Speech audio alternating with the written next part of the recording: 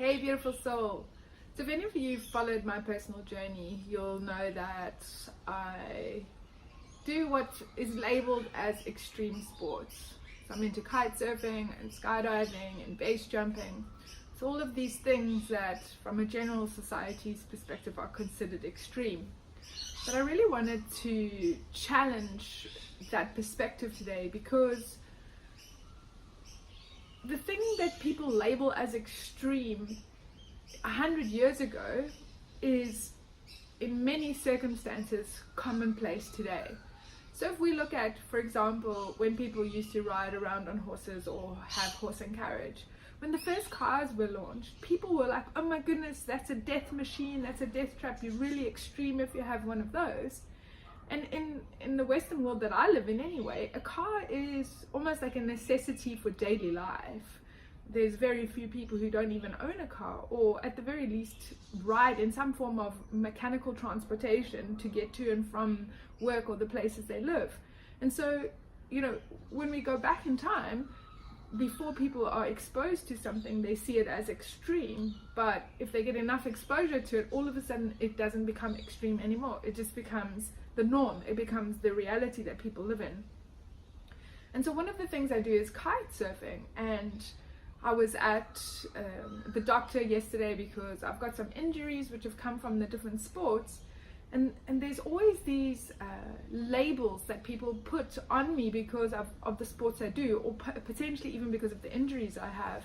And it really irked me because, firstly, you know, when you have injuries, people make these assumptions about the type of person you are or the type of life that you live, you know, and there's this kind of viewpoint that you shouldn't do certain things in life because those will lead to these consequences.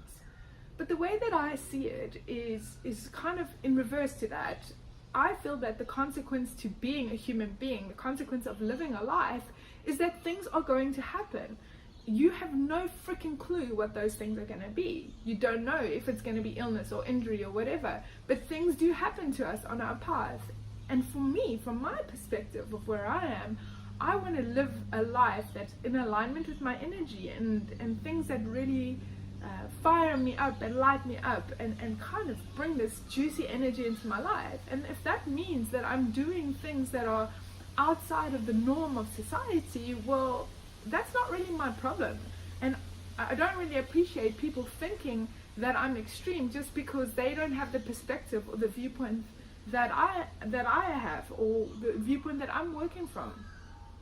And the other thing that you know, they were asking me when I went to the doctor is, oh, what do you do? What activities do you do? So I said, oh, I'm a kite surfer. And the first thing, and that's so predictable, that comes out of the doctor's mouth is, oh, that's an extreme sport. And I really want to challenge that, because in kite surfing, a large percentage of the people that I kite surf with are older than me. Some of them are only taking up kite surfing in their 50s and their 60s.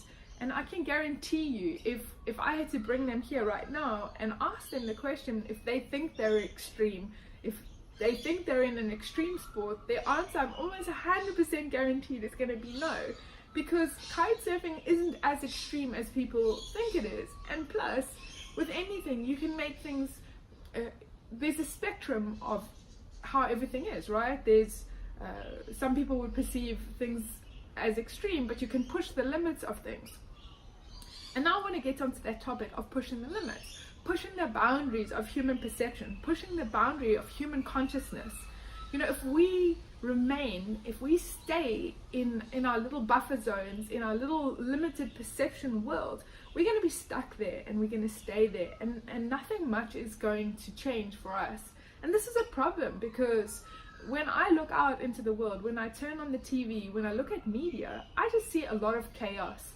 The rate that things are speeding up is creating chaos in the world around us. And if we continue to live by the rules of our limited perception, nothing much is going to change for us. And so people that are out there who are pushing the boundaries, who are pushing the limits in anything, the people that are extreme, those are the ones that are altering perception. Those are the ones that are changing the way we see the world, the changing how we operate, how we function. there's thousands of examples like this, and one of the most common ones used is that at some point people believed that it was humanly impossible to run a certain distance under 4 seconds. It was like impossible, and then one day someone ran it in 3.98 seconds.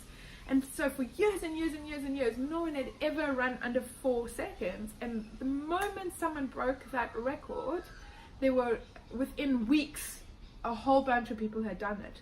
So it takes certain people to kind of reach out into areas that people are afraid of, that they label as extreme, and push the boundaries into those places, into what the human mind, what the human being, what the human soul has a capacity for, in order for us to change how we see the world, change how things work. And to me, human design is one of these things that people will probably label as extreme, because it really challenges our concept of reality. It challenges the perspective, the viewpoint through which we view our life, through which we view the world.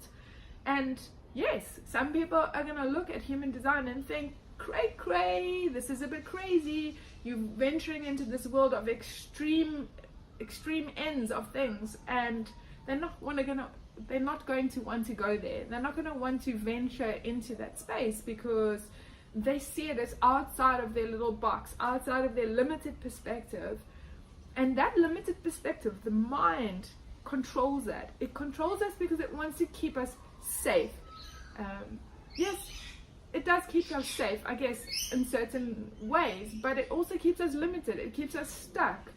And so I want to challenge you to do something a little bit more extreme than what you've been doing, to really challenge your perspective, challenge your viewpoint. Don't follow the crowds. Don't sit in this little train of existence, following everyone else and being caught in this whole conditioning field where you are trapped into thinking you should be a certain way, behave a certain way, look a certain way, act a certain way. Stop and just start understanding who you are. Start showing up as yourself. Start living as the gorgeous being that you are, because when you can do that, the life that you're going to live is going to be extremely different from the one you live now. You're going to challenge your perspective and live a life that is in sync with, in harmony with your soul, with that inner aspect of you that is here to guide you, to show you the way. Every time I've been injured, I've been watching my perspective, my mental position on what that injury means, and going back to, if this injury happened, I must have done something to create that in my life. I must have done something to attract this injury into my life. Okay, so I need to start changing my thoughts, changing my perspective, changing my viewpoint, my beliefs, my patterns, so that that doesn't happen again. And as I've moved along the path of human design, I've started to notice how I don't view injuries in that way anymore, because if I'm living correctly as myself, then whatever comes into my space is healthy and correct for me. It is part of my life, the life that I'm here to live. And there are always going to be life situations that are going to come into our field of awareness that are going to be extremely challenging and are going to rock the very foundations on which we live.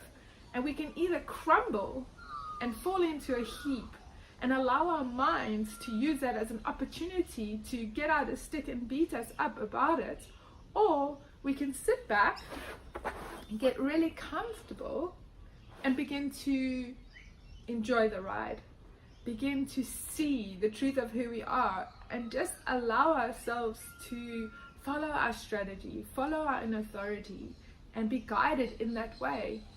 And so this is the path that I am beginning to walk. I know that I'm still in the conditioning field, and I know that there's a deconditioning process, a process of letting go of what is not me, of letting go of how my mind has been trained to see the world, I understand that there are going to be moments where I'm going to slip into the mind, into the world of the mind, and into the conditioning field, and be controlled by that. And then yes, the actions or the consequences of whatever I choose from that space is going to be suffering. It's going to be pain for me.